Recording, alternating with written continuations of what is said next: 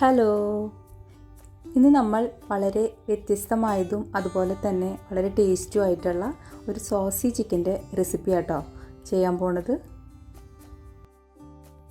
വളരെ പെട്ടെന്ന് തന്നെ തയ്യാറാക്കാൻ പറ്റുന്ന ഒരു സിമ്പിളായിട്ടുള്ള റെസിപ്പിയാണിത്.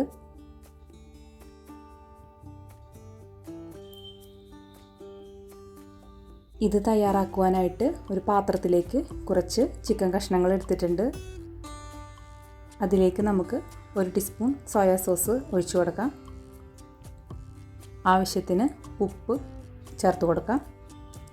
അത് നന്നായിട്ട് മിക്സ് ചെയ്യണം. ഇത് നന്നായി മിക്സ് ചെയ്തതിന് ശേഷം നമുക്കൊരു 10 മിനിറ്റ് അത് മാറ്റി വയ്ക്കാം. അതിനുശേഷം നമുക്ക് ഒരു പാൻ വെച്ച് അത് ചൂടാവുമ്പോൾ അതിലേക്ക് കുറച്ച് എള്ള് ഇട്ട് ചെറുതീയിലിട്ടിട്ടൊന്ന് വറുത്തെടുക്കാം. അത് നമുക്ക് വറുത്ത് കഴിയുമ്പോൾ മാറ്റി വയ്ക്കാം. അതിനുശേഷം പാൻ അടപ്പത്ത് വെച്ച് കുറച്ച് ഓയിൽ ഒഴിച്ച് കൊടുത്ത് നമ്മൾ നേരത്തെ മാറ്റി വെച്ചിട്ടുള്ള ചിക്കൻ വറുത്തെടുക്കാം. 2 സൈഡും നന്നായി ഫ്രൈ ചെയ്ത് എടുക്കാം.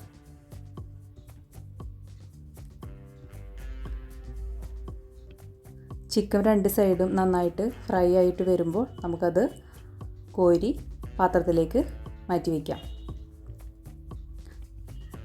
പിന്നീട് ആ പാത്രത്തിലേക്ക് തന്നെ കുറച്ചും കൂടി ഓയിൽ ഒഴിച്ച് കൊടുത്തിട്ട് ചെറുതായി അരിഞ്ഞു വെച്ചിട്ടുള്ള സബോള ഇട്ട് കൊടുക്കാം.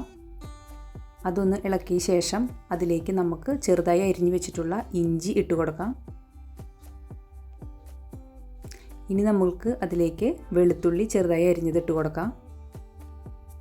അതിനുശേഷം നമുക്ക് ക്യാരറ്റാണ് ഇട്ട് കൊടുക്കാനുള്ളത്. ക്യാരറ്റും കൂടി ഇട്ട് കൊടുത്തതിന് ശേഷം നന്നായി ഒന്ന് വഴറ്റിയെടുക്കാം. ഇനി നമുക്കതിലേക്ക് കുറച്ചുകൂടി സോയാ സോസ് ഒഴിച്ചു കൊടുക്കാം.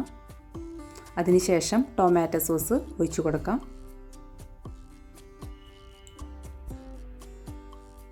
ഇനി നമുക്ക് കുരുമുളക് പൊടിയാണ് ചേർത്ത് കൊടുക്കാനുള്ളത്. കുരുമുളക് പൊടി കൂടി ഇട്ട് കൊടുത്ത് ഒന്ന് നന്നായി വഴറ്റാം.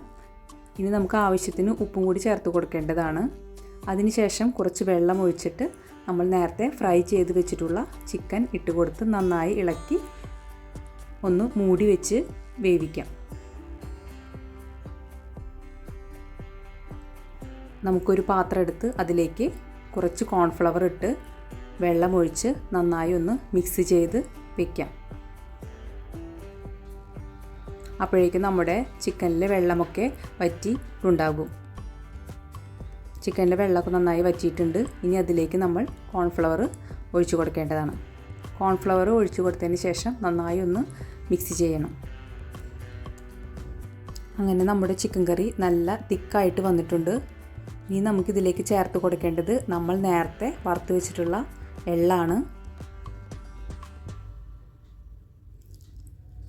ആ എള്ളും കൂടി നമ്മൾ ചേർത്ത് കൊടുത്തതിന് ശേഷം നന്നായി ഒന്നും കൂടി മിക്സ് ചെയ്തെടുക്കണം.